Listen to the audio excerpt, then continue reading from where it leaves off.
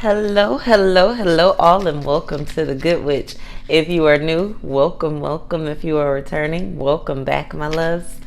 This is our Scorpio intuitive tarot reading for the month of September. Please remember to like, share, subscribe, and comment in love. We are going to be looking at your love, your finances, and a message from the divine, okay? So we'll be doing that. We're going to start with your love. Our oracle cards for all three sections will be coming from the Moonology oracle card deck. And the meat of our reading will be coming from the Thoth deck. And if we need clarity on anything specifically, we will use the African Goddess Rising deck, okay? So let's get into it.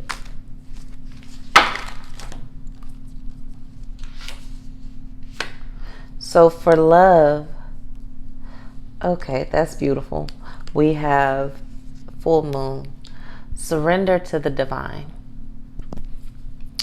And I felt this energy for you a while ago. The word surrender doesn't sit well with you.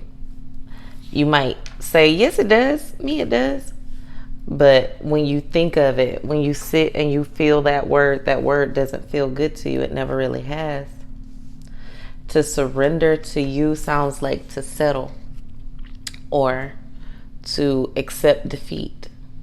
That's not what surrender means in this case. Surrender means to allow, to be in flow with.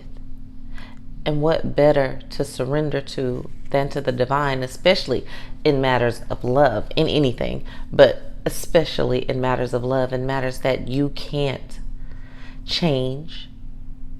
You can't alter how someone else feels. You may be able to alter their actions through whatever means, but you can't alter it's very difficult to alter how they feel. And most people just don't have that type of time and energy to do it.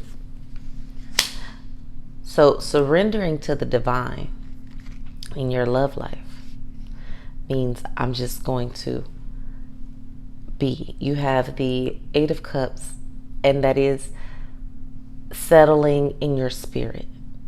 You just have to be okay with whatever is going to happen is going to be for me and not to me. Whatever is getting ready to happen is what's meant to happen in my life because I'm in divine alignment at this moment. That's where you are with love.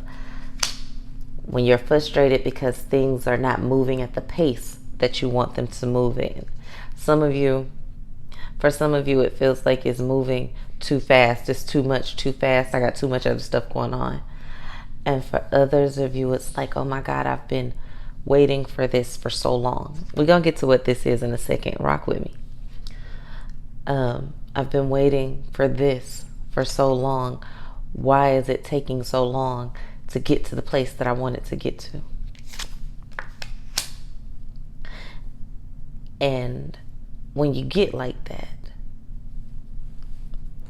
when you try not to surrender to the divine in these matters and you take certain matters into your own hands, you get real creative. You get real creative. And a lot of the times you will create problems. A lot of the times you will create issues where there are none. And you'll blame it on your traumas and things you went through as a kid and what you saw growing up. Sweetheart, you 20, you 30, you're 40. I understand trauma is a real thing. Not saying it's not. But just like you want other people to control their actions, you need to control yours. You cannot become the person you are dating and expect them to remain the same. You can't say, I'm going to do what you do because you did it and expect them to be the same person. You both lose at that point. You don't have to lose. You surrender to the divine. You have a beautiful situation. You have a beautiful, beautiful situation, Scorpios. You are collectively in a space where the person you're with is seeing the light in you. They see the, I hate to say the word, usefulness of you. And I don't mean that in a bad way. I mean that as in they see maybe not 100% of your value, because I don't know if that's possible, but they see the value that you bring. They see the table that you are, not what you bring to it. They see the table, the meal, the dessert tray. They see the drinks on the counter over there. They see the kitchen. And you will cause a problem because you feel like they don't see the house. When you say, you don't see what I bring to the table, they see the kitchen on Thanksgiving full of pots with good stuff in it and all kind of stuff. They see amazingness. And you're like, but there's this piece of me over here that you left out and you don't see it. That's a lot to see at one time. You ever sat in your house and looked at the whole damn thing at once? Not typically. Leave them people alone. They not messing with y'all. They trying to make you happy. Let them make you happy. You have someone in your life that is trying to make you happy. And I know it didn't feel like that was the energy that I was fit to be in, but y'all need to understand that you'll mess up the wishing tree. You're going to start wishing for bad stuff to happen, and bad stuff is going to happen. There is no bad stuff happening at this point. Regardless of whatever bad stuff may have happened before in your love life, that person, if they said they were changing, they changed. If they said they were not going to change, they have not changed. They have lately been very true to their word, and you are holding on to some dark-seated emotions that may not even belong to them. The way you're feeling is because of baggage that is either theirs or not theirs. It's yours. Meaning they might not have even been the person to create it. How you mad at her for something your mama did? How you thinking he gonna go to the store and not come back because your daddy went to the store and didn't come back? Or your ex-husband went to the store and didn't come back? That don't mean that's what he gonna do. That don't mean that's what she's gonna do. Stop putting that out there like that. It'll seem like that's what you want. And that's what you're gonna get if you keep pushing it. So surrender to the divine. You have someone in your life, in your corner, even if you're not in a relationship with them. They want to be in a relationship with you. You are a very sought after commodity this month. People want to be in your corner. They want to make you happy. And you want passion. Scorpios are notorious for their passion. You want passion. They want pleasant.